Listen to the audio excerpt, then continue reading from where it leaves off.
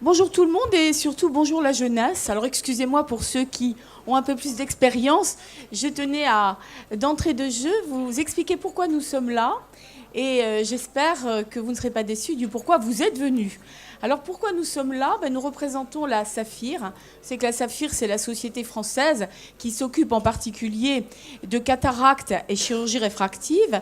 Et la Saphir, de façon traditionnelle, a un congrès annuel dans lequel vous, en formation, vous êtes gratuitement invités chaque année. Donc j'en profite pour vous dire que si ce rendez-vous aujourd'hui vous convient, puisqu'il va vous donner les bases, eh bien vous pourrez venir gratuitement au congrès national qui est collé à celui de la Société française et qui a lieu les vendredis et samedis. Alors nous sommes là parce que nous avons constaté au fur et à mesure des années qu'on a du mal d'inviter cette jeunesse que vous représentez à se pencher sur la chirurgie réfractive.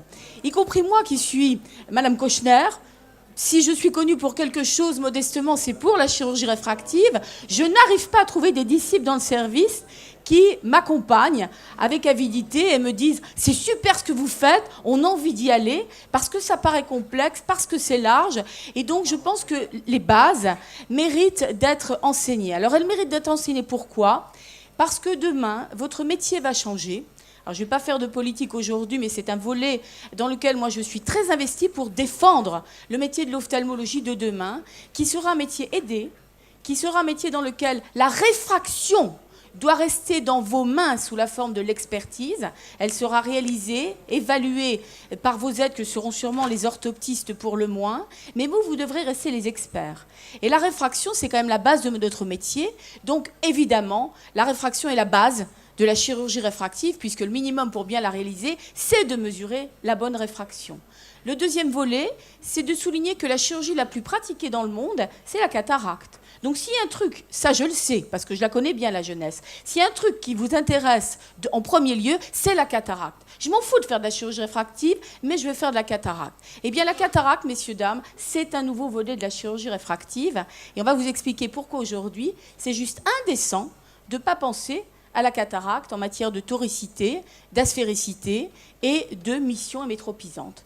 Donc nous sommes ici aujourd'hui et nous aurons une petite journée pour vous convaincre qu'il faut apprendre ces bases de la réfraction, connaître le catalogue des outils qui sont là pour pouvoir corriger les amétropies et puis évidemment se pencher par le biais au moins de la cataracte dans cette nouvelle niveau de performance qui est juste une exigence pour nos patients. Alors, on est là à Lille, parce qu'on aurait pu aller sur un des autres coins de la France. Et grâce à votre ami Thierry Hamzalak, qui, vous le savez, est très soucieux de la pédagogie régionale, qui met de l'énergie. Oui, je crois qu'on peut l'applaudir parce que son approche dans l'investissement de la pédagogie est juste une première sur le territoire français. Et donc, on est là, Thierry, parce que tu as dit, à Lille, il y a du monde. Et peut-être que la chirurgie réfractive pourrait peut-être un petit peu mieux y être diffusée. Donc vous êtes et vous représentez notre approche pilote. Du succès de cette journée dépendra ce que l'on en fera demain. Donc par avance, je nous souhaite un bon succès à cette journée. Merci d'y être venu.